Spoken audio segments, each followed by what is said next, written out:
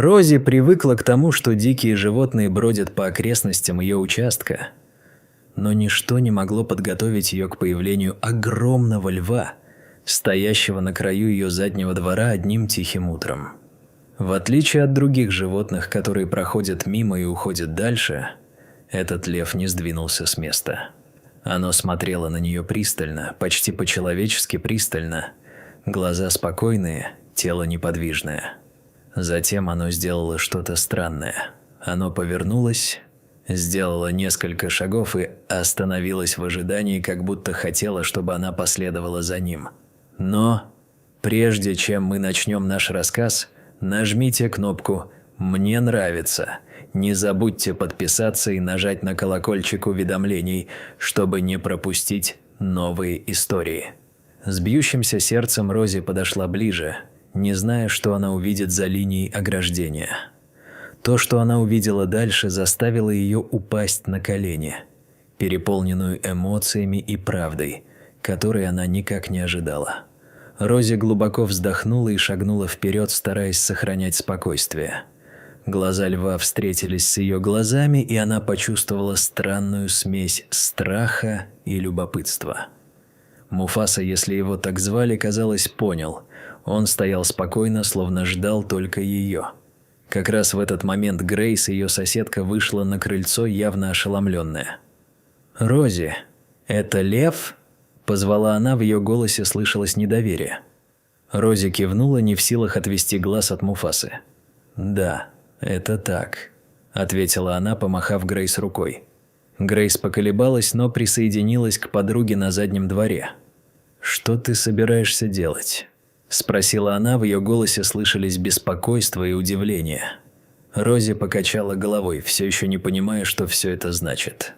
Пока Грейс и Рози разговаривали, Томас, живший дальше по улице, подъехал на своем грузовичке, заинтересовавшись суматохой. Он быстро выскочил из машины, и его глаза расширились, когда он увидел льва, развалившегося на траве. «Ого, Рози, ты планируешь открыть зоопарк?» – пошутил он, пытаясь поднять настроение.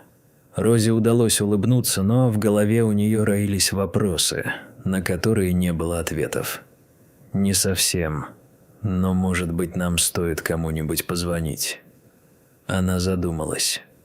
Грейс посмотрела на Рози, затем снова на Муфасу, прикусив губу. «Как ты думаешь, это безопасно?» – спросила она, придвигаясь чуть ближе. Рози пожала плечами, испытывая смесь страха и заинтригованности. «Я не знаю, но он пока ничего не предпринял. Похоже, он чего-то ждет», – ответила Рози. Внезапно Муфаса издал низкий, ракочущий рев. Пораженные все быстро отступили на шаг, их сердца подпрыгнули. Но, как ни странно, в этом не было ничего угрожающего. Скорее, это было похоже на приветствие. Рози, Грейс и Томас обменялись тревожными взглядами, пытаясь истолковать послание льва. «Что это, привет или проваливай?» – спросил Томас вслух, полушутя полусерьезно. Рози не ответила, но что-то подсказывало ей, что Муфаса здесь не для того, чтобы причинить им вред. С другого конца двора на улицу выбежала Лили, дочь Грейс, с широко раскрытыми от волнения глазами. «Мама, там настоящий лев!» – завизжала она и побежала к ним, прежде чем Грейс успела ее остановить. Рози быстро двинулась вперед, надеясь добраться до Лили до того, как девочка подойдет слишком близко. «Лили, подожди!» – позвала она настойчивым, но нежным голосом. Лили замедлила шаг, но ее взгляд был прикован к Муфасе. Она была полностью очарована прекрасным созданием, стоящим перед ними. Рози инстинктивно схватила Лили за руку и мягко потянула ее назад. «Держись поближе, хорошо?» – сказала она мягким, но твердым голосом. Лили кивнула, все еще дрожа от возбуждения. Грейс поспешно присоединилась к ним, защищая дочь одной рукой. «Нам нужно быть осторожными, Лили», – напомнила ей Грейс, не сводя глаз со льва. Рози, обрадованная тем, что Лили в безопасности, снова обратила внимание на Муфасу, который стоял и наблюдал, не делая ни единого угрожающего движения. Наблюдая, как Муфаса отступает, Грейс и Томас, казалось, немного расслабились. «Он как будто знает, что мы говорим о нем», – сказал Томас, почесывая в затылке. Грейс кивнула, немного успокоенная спокойным поведением Муфасы. «Может быть, ему просто любопытно, как и нам», – ответила она, пытаясь разобраться в этой сюрреалистической ситуации. Тихое отступление льва дало всем возможность перевести дух. Их беспокойство постепенно переросло в восхищение. Рози взглянула на Грейс и Томаса, надеясь получить совет. «Итак, что мы будем делать дальше?» – спросила она, испытывая смесь решимости и сомнения. Грейс пожала плечами, ее мысли метались совсем как у Рози. «Думаю, мы подождем и посмотрим, что он предпримет», – предложила она. «Может, нам стоит позвонить в службу контроля за животными на всякий случай?» – вмешался Томас. Рози кивнула, понимая их опасения, но в то же время ощущая странную связь с этим львом, как будто он пришел сюда не просто погостить. Стараясь сохранять спокойствие, Грейс придвинулась ближе. «Ладно, ребята, давайте не будем паниковать», – предложила она ровным, но мягким голосом.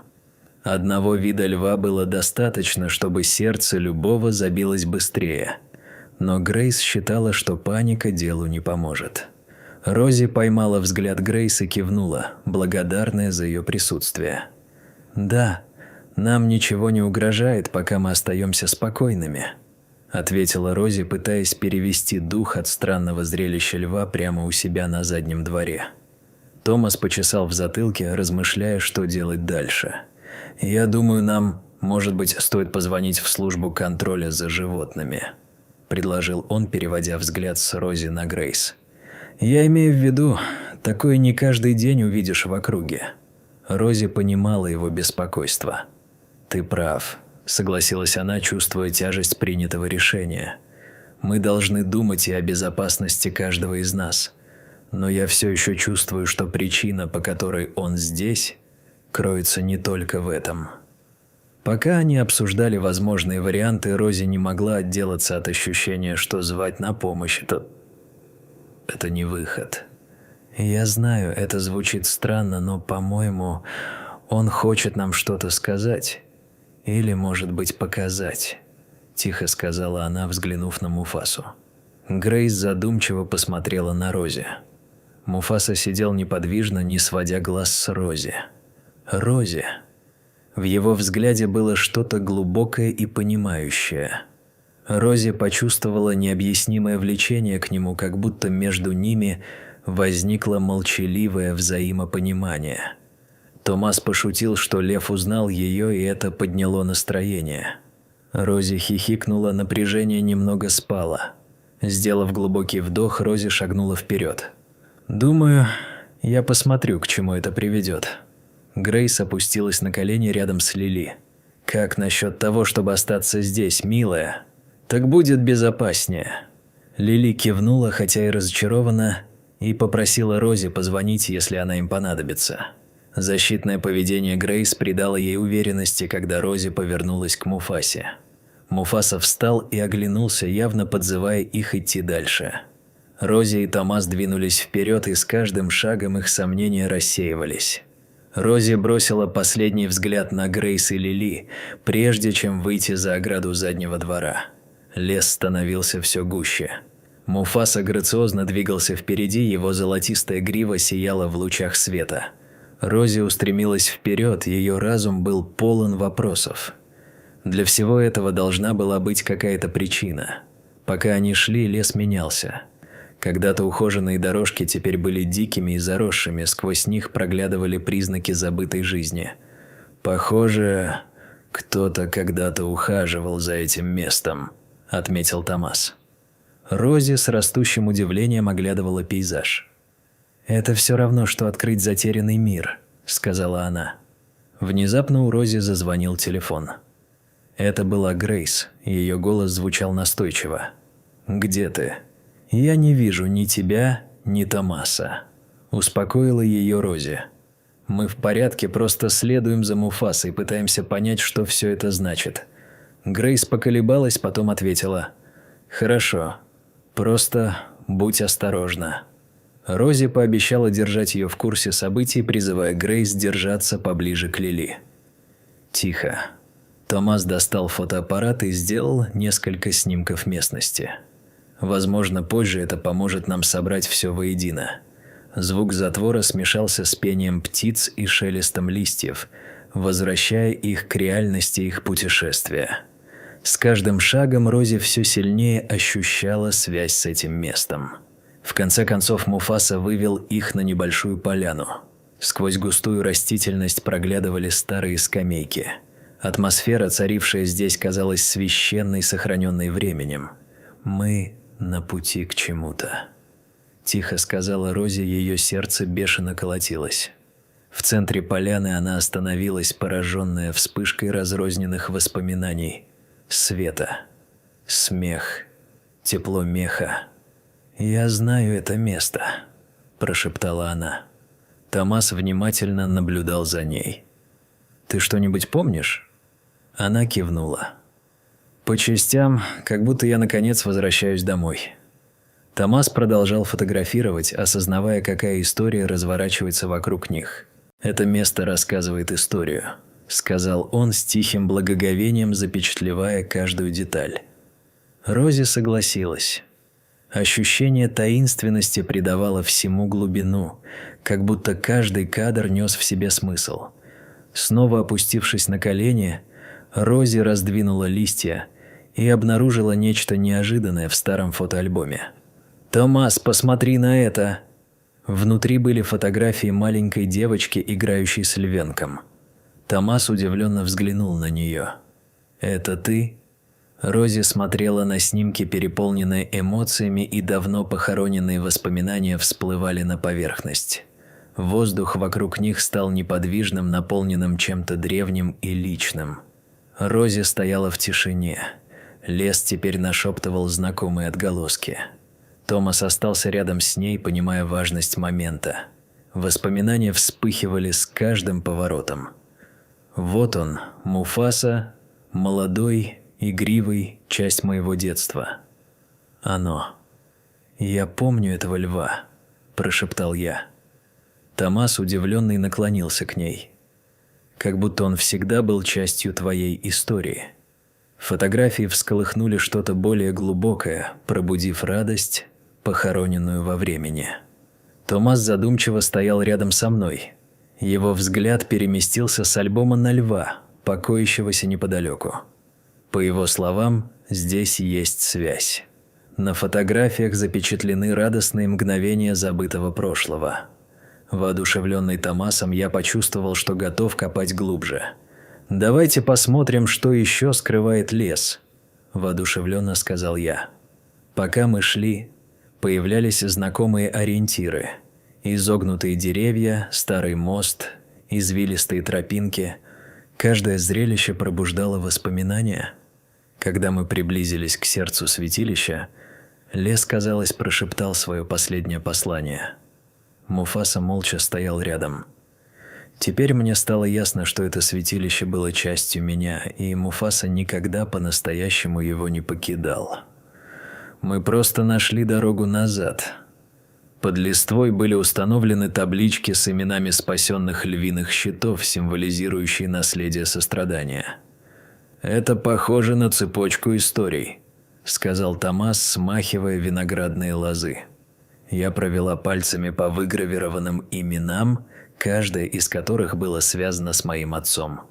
«Эти львы значили для него все», – прошептала я, охваченная чувством сопричастности. Внезапно рев Муфасы эхом разнесся по поляне.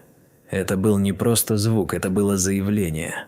Ветер донес отголоски сна моего отца. Я сказал, что ты почти могла его слышать. Томас кивнул. Он оставил тебе наследство, Рози. И я понял, что мой отец всегда хотел, чтобы я продолжил то, что начал он. Это стоит того, чтобы продолжить, сказал я вслух, осознавая это. Томас кивнул. Твой отец был на верном пути. Миссия теперь казалась мне моей собственной. Муфаса медленно расхаживал рядом, его присутствие было спокойным и непоколебимым. Я. Томас повернулся ко мне, в его голосе звучала искренность. «Что бы тебе ни понадобилось, я здесь». Я улыбнулся. Благодаря его поддержке все казалось возможным. Вскоре к нам присоединились Грейс и Лили. Их лица сияли. «Рассчитывай на нас», – сказала Грейс, и Лили просияла. «Я хочу помочь львам». Их энтузиазм придал нашей миссии теплоту и целеустремленность. Глядя на всех, кто стоял рядом со мной, я чувствовал, как меня переполняет благодарность. «Давайте сделаем это вместе», – сказал я. Святилище больше не было просто личным путешествием, оно принадлежало всем нам. Нас объединяла общая история и надежда вдохнуть новую жизнь в это место. Новость о том, что святилище вновь открылось, быстро распространилась по всему сообществу. К нам стекались добровольцы, готовые помочь, и, глядя на всех этих людей, Томас сказал, что, наблюдая за толпой, святилище снова ожило не только физически, но и духовно. Муфаса стал больше, чем просто львом. Его присутствие вызвало разговоры об охране природы и ответственности. «В нем есть какая-то магия», – сказала Грейс. Я кивнул. Люди видели в нем символ защиты и целеустремленности, привлекающий внимание к чему-то жизненно важному или связывающему с природой. Размышляя об этом, я почувствовал глубокое удовлетворение. Мы чтили мечты моего отца, налаживая новые связи. «У нас получилось», – тихо сказал я. Грейс подняла вверх большой палец. Томас улыбнулся, а Лили радостно захлопала в ладоши. Это убежище стало мостом между прошлым и будущим, старыми мечтами и новыми начинаниями. Грейс выглядела задумчивой. «Мы должны отпраздновать, поделившись этим местом с другими». Глаза Лили загорелись на вечеринках со львами. Она хихикнула, мы рассмеялись, но и идея проведения мероприятий нашла отклик, позволив другим познакомиться со святилищем и помочь донести эту идею дальше, и поэтому мы начали планировать праздники, собрания и программы, которые сохранили бы святилище в сердцах людей. То, что начиналось как повторное открытие, превратилось в движение, подпитываемое любовью, единством и львиным рыком, который не утихал. Дорогие зрители, ставьте лайки и подписывайтесь на канал, чтобы не пропустить новые истории.